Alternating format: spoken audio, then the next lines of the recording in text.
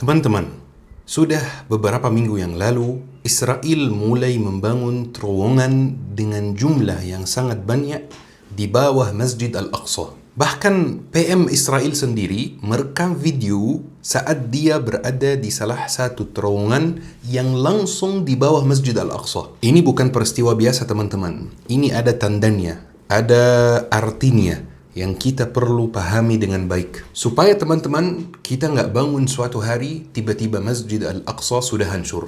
Syabab, Israel menjajah Palestina tahun 48. Mungkin sebelumnya sudah ada beberapa persiapan untuk penjajahan tersebut. Tetapi secara resmi, Palestina dijajah oleh Israel tahun 48. Ketika Israel menjajah Palestina, Masjid Al-Aqsa atau Baitul Maqdis itu belum sepenuhnya di tangan Israel. Karena waktu itu, teman-teman, kota Al-Quds, Yerusalem, itu dibagi jadi dua. Ada Al-Quds Al-Gharbiyah, Quds Barat, dan ada Al-Quds Al-Syar'iyah, Quds Timur. Al-Quds Barat itu, teman-teman, yang tidak ada Masjid Al-Aqsa-nya. Ini di tangan Israel dari tahun 48. Kemudian ada Al-Quds Timur. Ini yang ada Masjid Al-Aqsa. Dan ini waktu itu di tangan Yordania, teman-teman. Tapi yang terjadi di tahun 67, negara-negara Arab atau pemimpin-pemimpin negara Arab masih sibuk mengamankan kursi kepemimpinannya, sehingga tiba-tiba Israel menyerangi banyak negara Arab, misalnya Mesir, Suriah, dan lain-lain, dan Israel mengambil Al-Quds Timur, mengambil Baitul Maqdis, dan mengambil Sinai di Mesir juga. Dan sejak tahun 67, teman-teman, Baitul Maqdis, Al-Quds di tangan Israel. Walaupun secara resmi di dokumen DKM Masjid Al-Aqsa itu, pengurusan Masjid Al-Aqsa itu di tangan Kementerian Wakaf Yordania. Setahun setelah Israel mengambil Al-Quds, terjadi satu hal yang penting sekali kita pahami dengan detail, teman-teman. Tahun 68, setahun setelah tahun 67, Israel mulai membangun terowongan di bawah Masjid Al-Aqsa. Mereka mulai mengali secara brutal karena mereka mencari sesuatu. Mereka mencari apa, teman-teman? Ini yang perlu kita pahami dengan baik.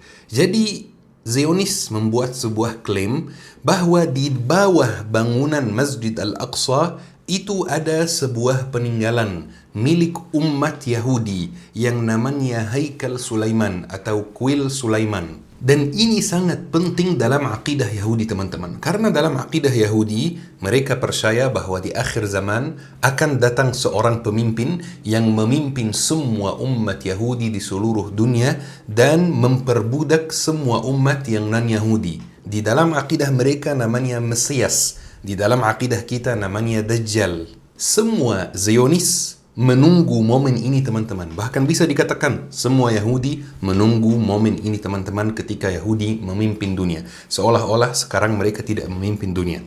Dan dalam akidah mereka juga, teman-teman, mereka harus melakukan beberapa hal untuk mempercepat kedatangan si Mesias itu. Salah satu hal yang mereka harus lakukan untuk mempercepat kedatangannya adalah membangun Haikal Sulaiman lagi, atau yang mereka sebut Kuil Sulaiman ketiga. Dan klaim mereka bahwa lokasi Haikal Sulaiman itu ada di bawah Masjid Al-Aqsa. Maka mereka harus menghancurkan Masjid Al-Aqsa untuk bisa membangun tempat suci lagi.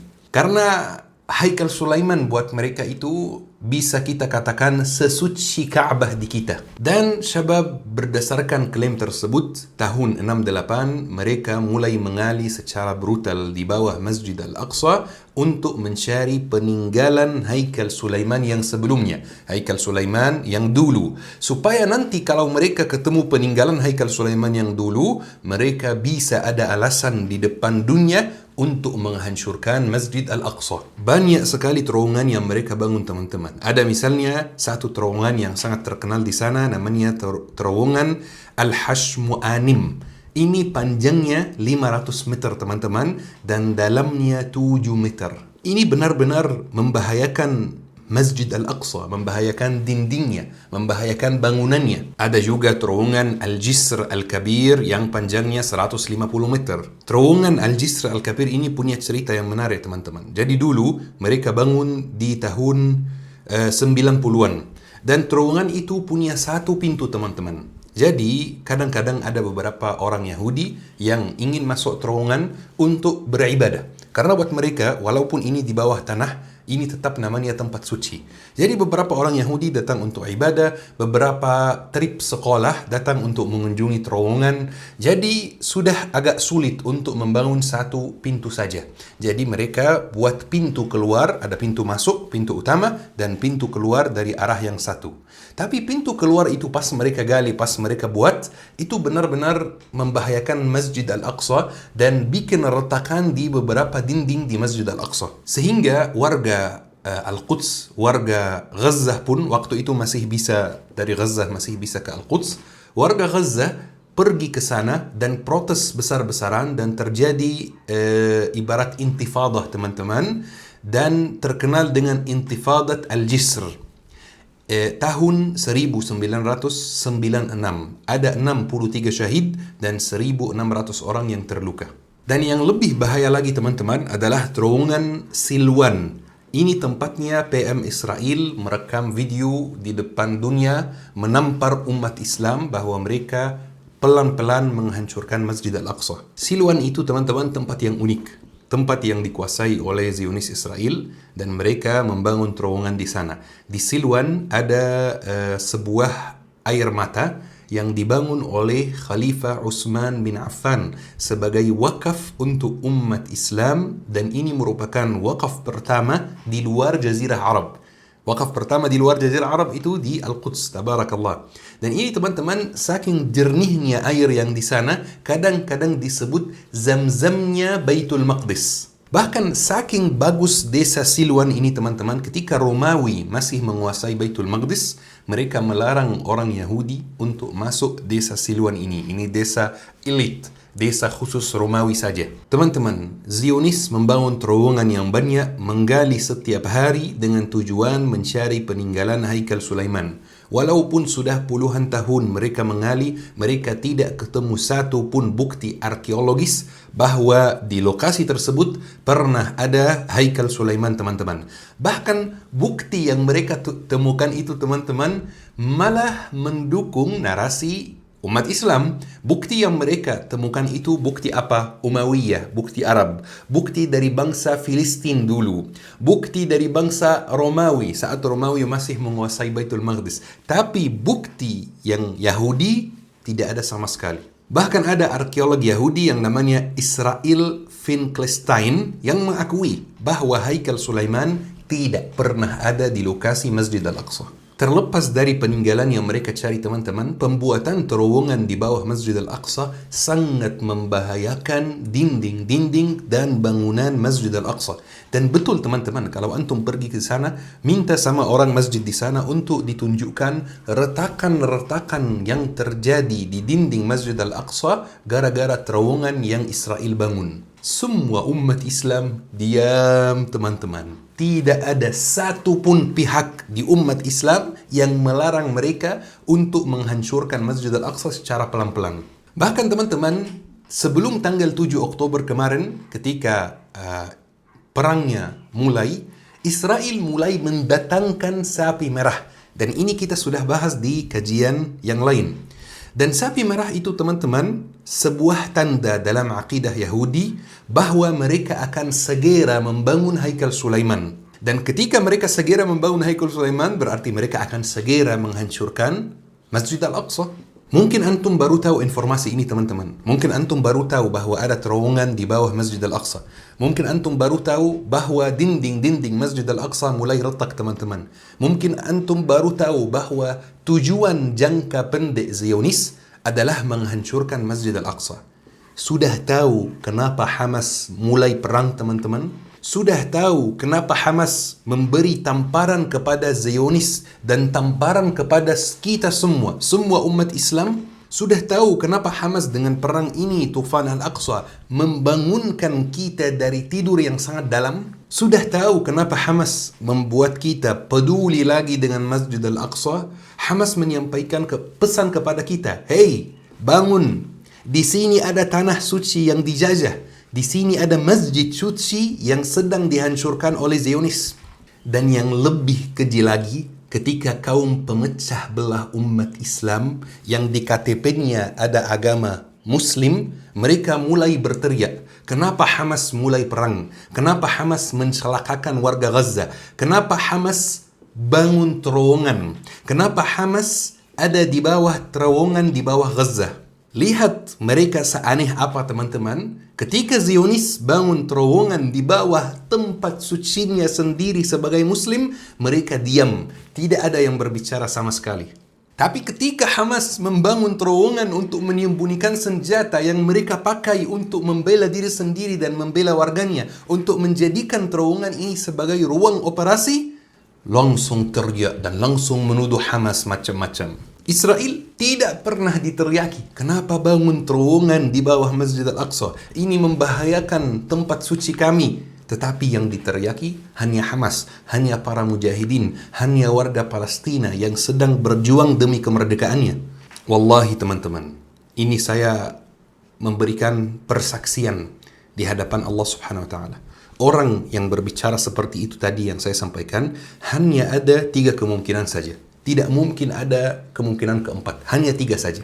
Yang pertama, orang itu jahil, tidak punya pengetahuan sama sekali. Pengetahuannya minim sekali teman-teman, sehingga dia tidak tahu apa yang dia katakan. Kemungkinan yang kedua, orang itu lemah sekali, sehingga dia tidak mengerti konsep bahwa ada satu bangsa yang siap nyawanya hilang demi tanah suci. Ada umat yang nyawanya siap hilang demi tanah suci. Kemungkinan yang ketiga, dia munafik murni. Dalam hatinya ada kemunafikan, menyembunyikan kekafiran di dalam hatinya dan menampakkan Islam. Saya tidak menuduh siapapun munafik teman-teman, karena ini urusan hati. Saya nggak berani nuduh siapapun munafik. Tetapi ketika antum melihat orang yang berbicara seperti itu, tanya dia, antum siapa antara 3 orang ini? Antum jahil, antum lemah, atau antum munafik? Biar dia yang pilih saja teman-teman. Tetapi sebelum bertanya kepada dia, doa kepada Allah Subhanahu wa taala agar kita tidak jatuh pada dosa yang sama. Ucapkan doa ini teman-teman. Allahumma la taj'alna mimman dhalla sa'yuhum fil hayati dunya wa hum yahsabuna annahum yuhsinuna sun'a. Yang tahu artinya tulis di komentar teman-teman. Teman-teman yang anak cintai, syabab yang anak cintai, ketika kaum pemecah belah umat Islam itu mengkritik para aktivis dan mengkritik para mujahidin yang peduli dengan urusan umat Islam ini dan mengatakan seperti ini, kenapa harus ada aksi bela Palestina, kenapa harus ada penggalangan dana untuk Palestina dan lain-lain. Mereka lupa bahwa beberapa minggu yang lalu ada sekitar 2.000-an orang Zionis yang masuk ke dalam halaman Masjid Al-Aqsa dalam aksi yang mereka sebut dengan aksi bendera. Mereka bawa bendera Zionis, bendera Israel, dan mereka masuk ke halaman Masjid Al-Aqsa, tempat suci kita, tempat kita ibadah, tempat Nabi Mi'raj, dan mereka sambil mencaci maki Nabi Muhammad SAW dan mencaci maki umat Islam. Mereka hanya mengucapkan satu kalimat, al-mautu lil muslimin, mati untuk umat Islam. Perhatikan teman-teman, mereka nggak bilang mati warga Palestina, mati warga Mesir, mati warga Arab Saudi, mati warga Indonesia. Mereka nggak bilang itu. Mereka bilang mati umat Islam. Karena dalam pandangan mereka, kita semua sama teman-teman. Mereka tidak membedakan. Ini semuanya satu umat Islam yang ingin membebaskan dan ingin mengambil tanah sucinya lagi. Tapi sayangnya masih ada dari umat Islam sendiri yang mengkelompokkan umat Islam, yang memecah belah ukhuwah Islamiyah, yang membagi umat Islam sesuai seleranya sendiri. Si A ahlu bid'ah, si B akidahnya bermasalah, si C dakwahnya salah, si D dekat sama ahlu bid'ah, si E tidak tahu Tuhannya di mana. Si F misalnya, haraki sururi ikhwani la'natullah. Si G pernah ditahzir oleh Ustaz Fulan. tanah suci kita diambil, wanita muslimah diperkosa, pria dibunuh, anak dibantai, saudara muslim kita kelaparan, dan mereka sibuk bahas yang ini. Kelompok yang sudah melampaui batas. Jujur teman-teman, ana tidak suka mengomentari orang lain. Karena ana sendiri mengakui, ana banyak kekurangan dan kesalahan, banyak dosa. Ana sibuk memperbaiki diri sendiri. Tetapi wallahi mereka sudah melampaui batas. Mereka sudah sangat berlebihan. Tujuan kita sekarang teman-teman sebagai umat Islam adalah ukhuwah Islamiyah.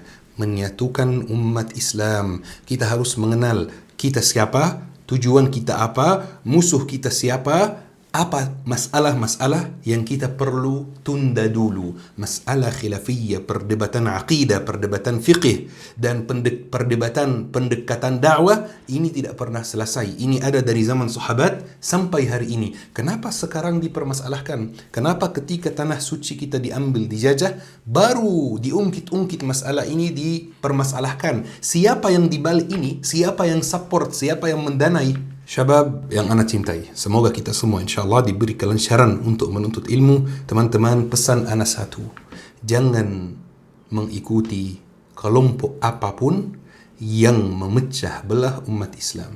Kita satu umat, tujuan kita sama, tujuan kita satu, yaitu membebaskan Baitul Maqdis. Allah Subhanahu wa taala menciptakan umat manusia ini berbeda-beda, dan ini salah satu kehendak Allah Subhanahu wa taala. Kita akan tetap berbeda pendapat, beda pandangan, beda pendekatan, beda jalan, beda jalur sampai hari akhir. Jadi tidak akan ada satu momen gitu kita semuanya sama, pandangan kita sama, pendapat kita sama. Tidak akan ada satu momen ini. Fokus dulu, perbaiki diri, dekatkan diri kepada Allah, dan terus berjuang. Berjuang dengan lisan, dengan harta, dengan apapun teman-teman. Barakallahu fikum. Ayo kita akhiri kajian hari ini dengan doa kafaratul majlis. Subhanakallahumma bihamdik, asyhadu an la ilaha illa anta, astaghfiruka wa atubu ilaik. Syukran. لا يحصي لساني ثناء عليك فكل صلاحي منك وإليك عظيم العطايا مبسوط يديك تنفق كيف شئت والشر ليس إليك